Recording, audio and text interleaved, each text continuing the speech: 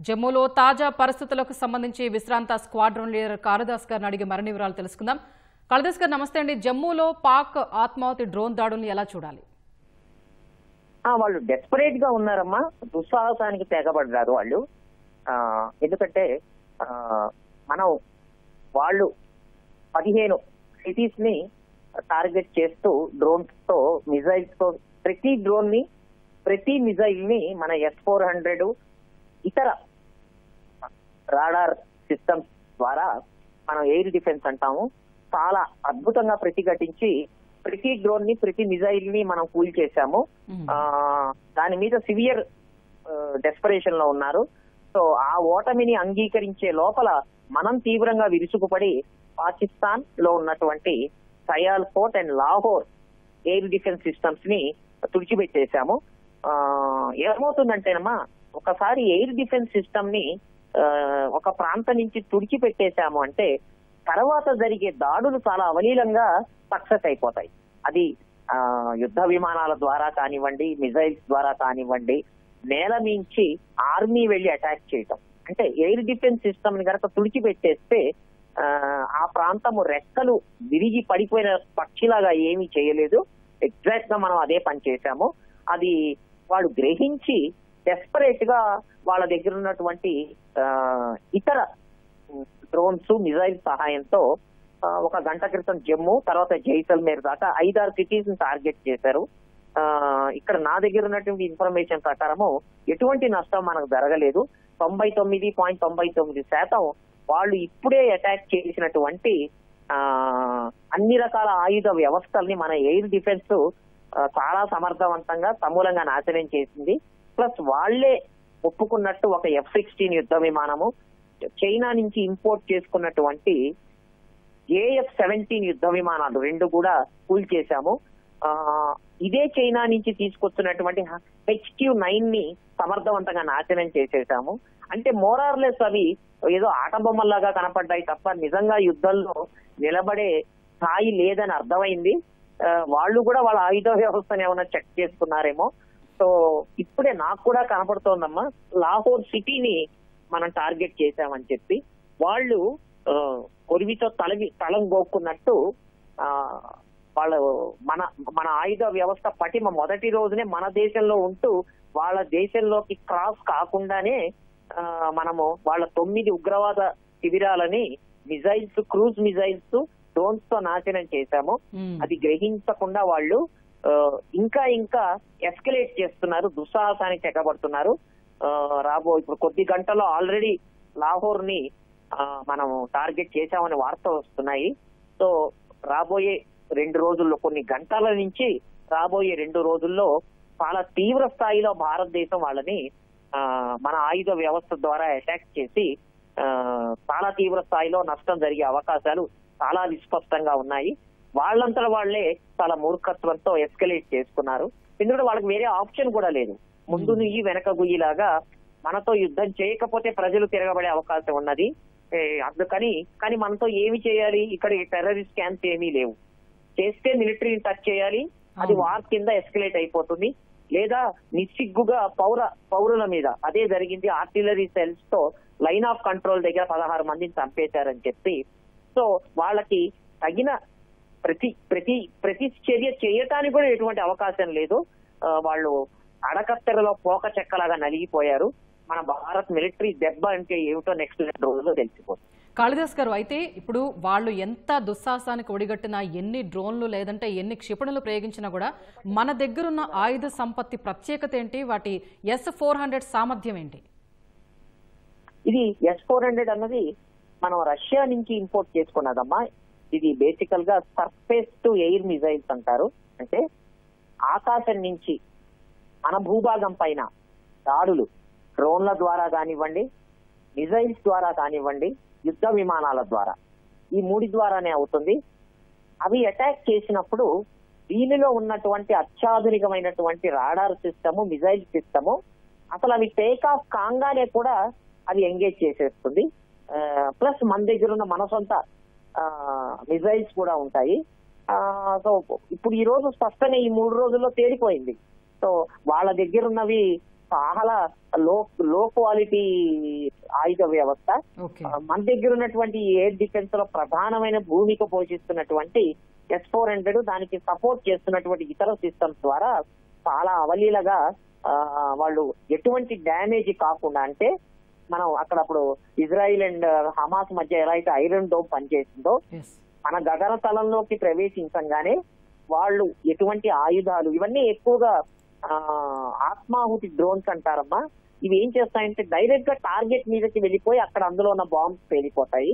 So target కి చేరే లోపలే వాటిని గగనతలంలోనే అంటే ఆకాశంలోనే పేల్చేసేవి. వాళ్ళు ప్రయత్నిస్తున్నారు, డెస్పరేట్ గా ప్రయత్నిస్తున్నారు. 2 సార్లు అటెంప్ట్ చేశారమ్మా. నిన్న ఏమో దాదాపు 15 సిటీల మీద అటెంప్ట్ చేశారు. ఐ థింక్ ఏదో ఒక మిజైల్ చిన్నది అటు ఇటు ఒక ప్రొజెక్టైల్ ఎక్కడో ఫిరోజ్పూర్ మీద ఎక్కడో పంజాబ్ లో పడ్డట్టుంది. చాలా డెస్పరేట్ గా ట్రై చేస్తున్నారు వాళ్ళు. ట్రై చేసినా కూడా మన ఆయుధ వ్యవస్థ మన ఈ రోజు ఈ క్షణం వరకు యుద్ధము వాళ్ళ ఎయిర్ డిఫెన్స్ మన ఎయిర్ డిఫెన్స్ మధ్య జరిగిందండి.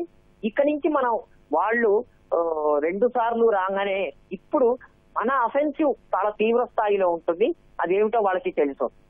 కాళిదాస్ గారు, పర్టికులర్ గా సరిహద్దు రాష్ట్రాలను ఎందుకు టార్గెట్ చేస్తోంది పాకిస్తాన్? అంటే వాటిని రీచ్ కావటం, దెబ్బ కొట్టడం చాలా ఈజీ కదా, దగ్గరగానే ఉంటుంది కదా. వాళ్ళ బేసెస్ నుంచి టేక్ ఆఫ్ చేయడానికో వాళ్ళ స్థావరాల నుంచి ప్రయోగించడానికో 50, 60, 70 కిలోమీటర్లు 100 కిలోమీటర్ల వరకు వేసుకోండి. రాజస్థాన్, పంజాబ్ అండ్ జమ్మూ అండ్ కాశ్మీర్ వాళ్ళకి దగ్గరగా ఉంది కాబట్టి వాళ్ళ డ్రోన్స్ వాళ్ళ మిజైల్స్ రేంజ్ ని బట్టి అవి ఎంతవరకు వెళ్ళగలవు అన్న లెక్క మీదే ఉంటాయి. అందుకని సరిహద్దు రాష్ట్రాల మీద దాకానే ఉంటుంది ఫస్ట్ స్టేజ్ లో.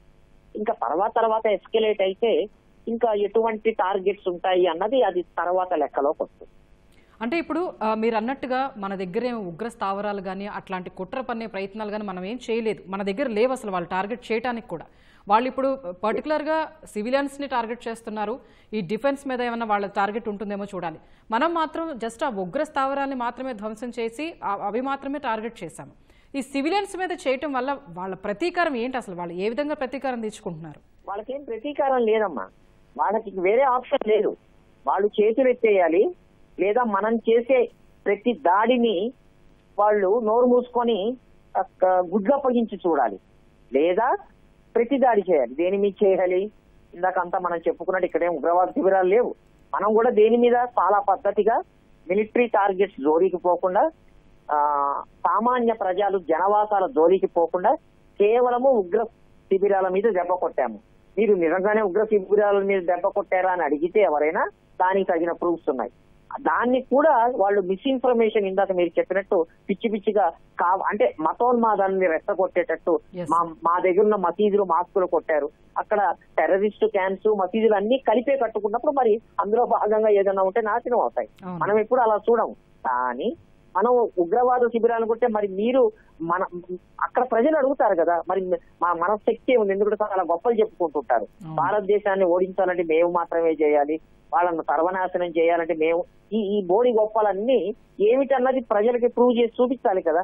వాళ్ళ దగ్గర గొప్ప ఆర్మీ ఉంది. అవును, మసీదులే కాకుండా మామూలు నార్మల్ పౌరుల్ని కూడా, సాధారణ పౌరుల్ని కూడా చంపేశారని వాళ్ళు పిచ్చి ప్రచారం చేస్తూ ఉన్నారు.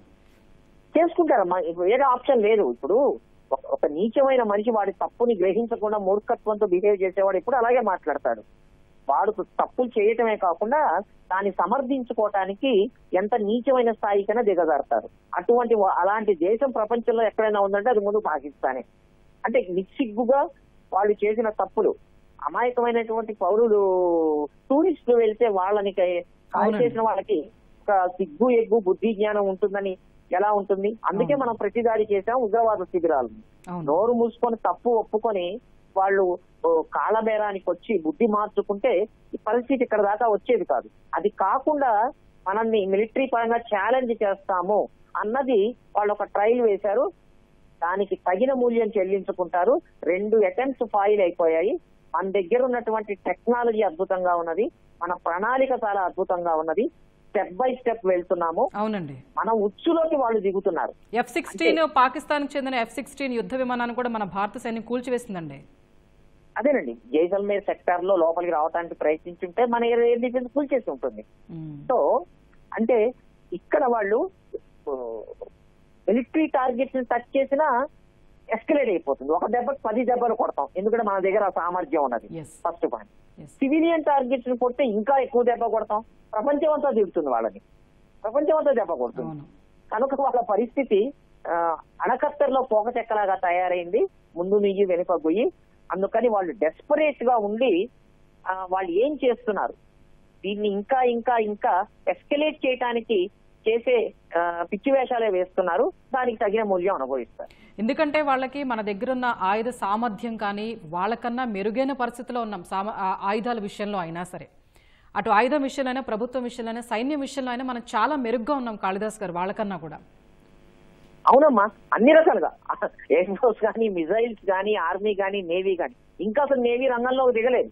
చూడండి, ఇప్పుడు వీళ్ళు తెగబడుతున్నటువంటి ఈ 2 అటెంప్ట్స్ తో వాళ్ళకి డెఫినెట్ గా మూతిపళ్ళు రాలిపోయే విధంగా భారత మిలిటరీ సమాధానం ఇస్తుంది. ఇంకా ఆపడం కష్టం అవుతుంది ఇండియాను కూడా. ఇక ఇతర ప్రపంచ దేశాలు కూడా మీరు ఆపండి అంటే సో డెఫినెట్ గా ఆపకూడదు ఇక్కడ దాకా వచ్చిన తర్వాత. ఇప్పుడు నిస్సిగ్గుగా నీచమైన స్థితికి దిగజారి అమాయకమైన టూరిస్టులను కూడా నువ్వు టార్గెట్ చేసి ఆ తర్వాత సిగ్గు ఎగ్గు లేకుండా మేము ఆయుధాలతో, ఆర్మీతో, డ్రోన్స్ తో మేము రివర్స్ లో మేము తిరగబడతాము, మేమే తప్పు చేసి అవతల వాళ్ళ తప్పును నెట్టడానికి చేస్తాము, బ్యాడ్ ప్రాపగాండా చేస్తాము అంటే ఇప్పటి ప్రభుత్వం వేరండి. ఇప్పుడు ఉన్నటువంటి మన ఆయుధ వ్యవస్థ గొప్పతనం వేరు. అంతకు మించి 130 కోట్ల భారతీయులు అందరూ మిలిటరీ వెనకాలన్నారు, దేశ నాయకత్వం వెనకాలన్నారు. ఇంత స్ట్రాంగ్ నేషన్ తో వాళ్ళు అనవసరంగా పెట్టుకున్నారు. తాడోపేడో తేల్చుకునే స్థితి వస్తుంది.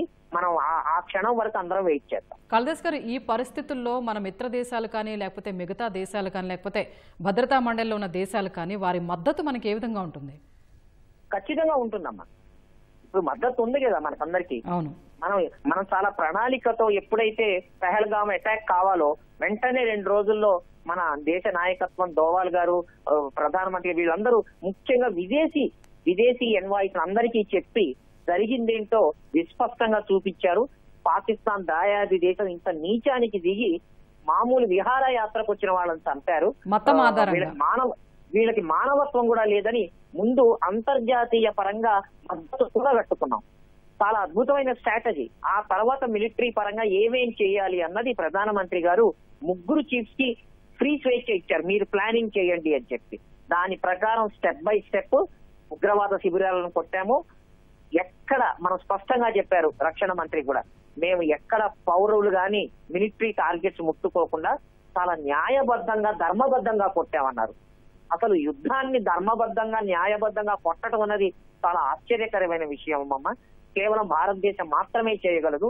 ఎందుకంటే మన సనాతన ధర్మం అంత గొప్పది, మనకున్న ఆయుధ వ్యవస్థ గొప్పది.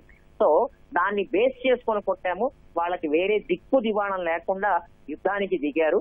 చివరికి అది ఏ గతికి పోతుందో, వాళ్ళు ఏ స్థాయిలో పరమ భయంకరంగా ఎటువంటి నష్టం చేకూరుతుందో వాళ్ళకే తెలిసి వస్తుంది రాబోయే 2-3 రోజులు. కాళిదాస్ గారు, పాకిస్తాన్ కి దొంగచాటుగా మద్దతిస్తున్న దేశాలు ఏమన్నా ఉన్నాయా మనం అనుమానించొచ్చా?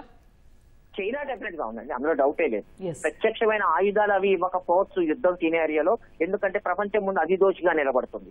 ఆల్రెడీ అమెరికా కొట్టిన సుంకాల దెబ్బకు వెలవెల్లాడుతోంది. ఇప్పుడు పొరపాటున ప్రత్యక్షంగా పాకిస్తాన్ కి సహాయం అంటూ చేసి చెయ్యిగాల్చుకునే పరిస్థితులు లేదు. ప్రపంచం అంతా తెలుస్తోంది. మనల్ని అన్యాయంగా ఉగ్రవాదంలో ఇన్నేళ్లు ఏడిపించారు.